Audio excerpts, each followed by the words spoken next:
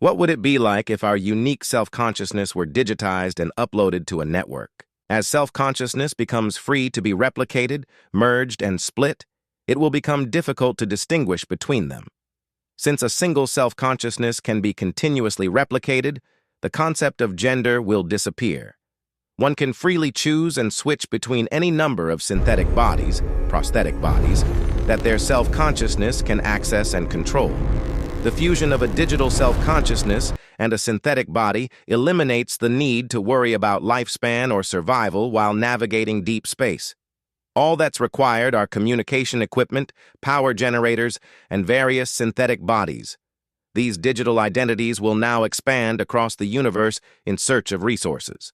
Thinking about this, I wondered if UFOs and aliens might actually be these types of synthetic bodies and digital souls. These kinds of settings have already been featured in various creative works. Examples include the cyberbrains and prosthetic bodies of Ghost in the Shell, The World of the Matrix, the cyberware and relic in Cyberpunk 2077, and the Infinity game from the Black Mirror episode USS Callister.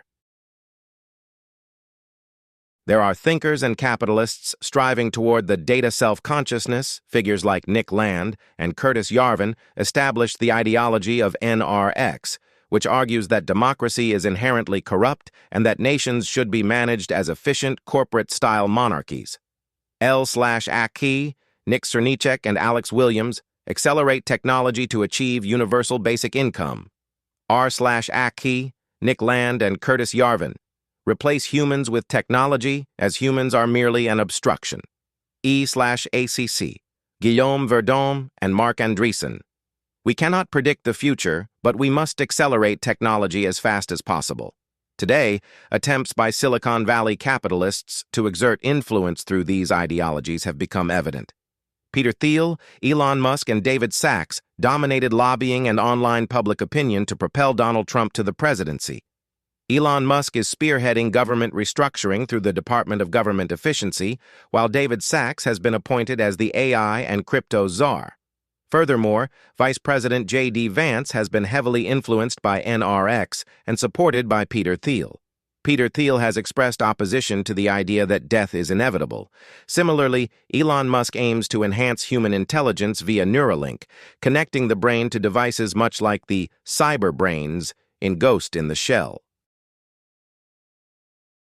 Quantum computing is essential for simulating countless molecular models, discovering next-generation energy sources or drug candidates, and making the leap toward AGI.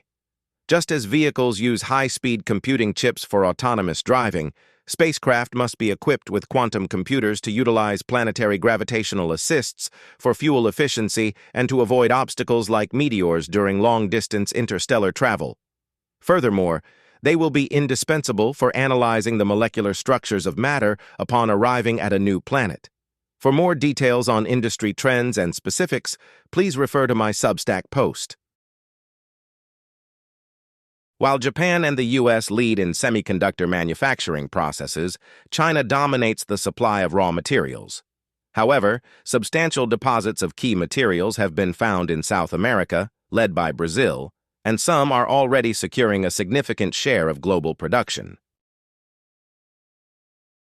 Recently, the Trump administration pushed forward with an operation to arrest President Maduro of Venezuela.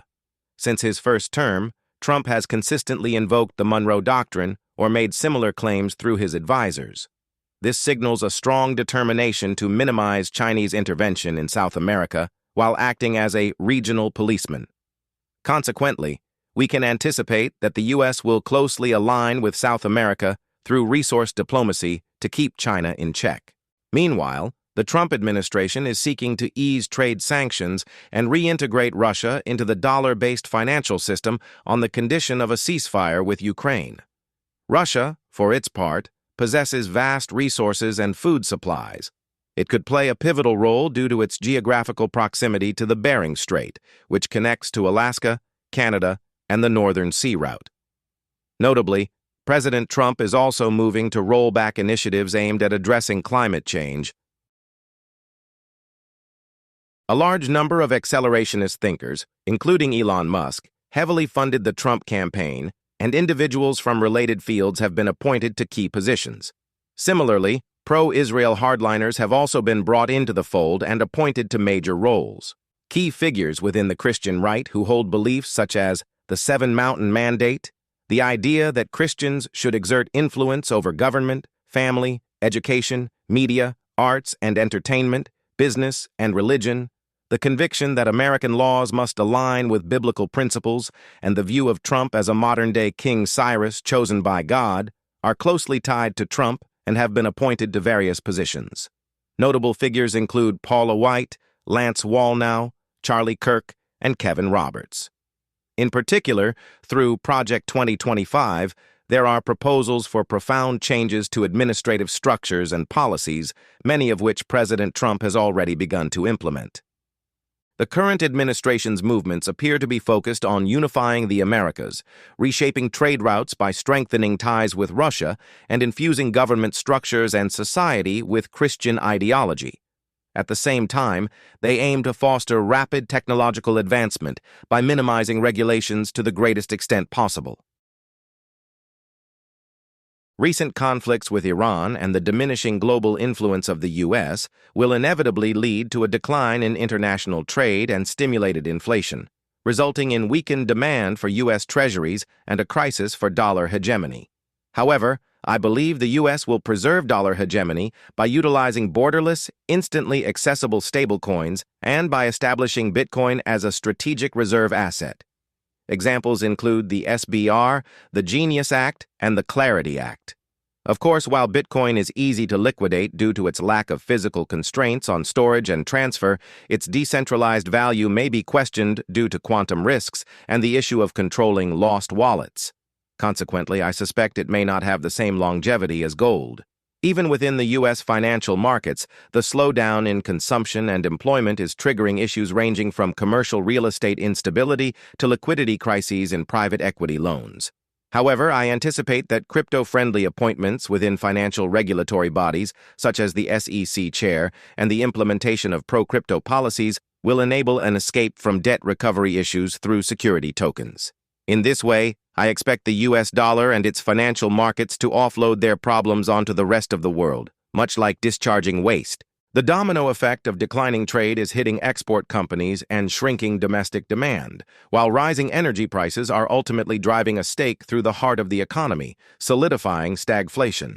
As a result, export-oriented nations cannot escape this stagflationary trap. Peter Thiel, who supported J.D. Vance, once stated, "I no longer believe that freedom and democracy are compatible." Similarly, the New Apostolic Reformation, NAR, which wields significant influence over Christian right policies, believes that the second coming of Jesus will only occur after the Christian gospel is expanded globally through spiritual warfare and wealth is transferred to believers. Ultimately, this worldview aims to accelerate AI-driven technological advancement while dismantling numerous communities that oppose Christian ideologies. I believe that as long as these factions maintain power, the displacement of jobs, extreme income and asset inequality, the friction and collapse of various communities, and population decline are inevitable.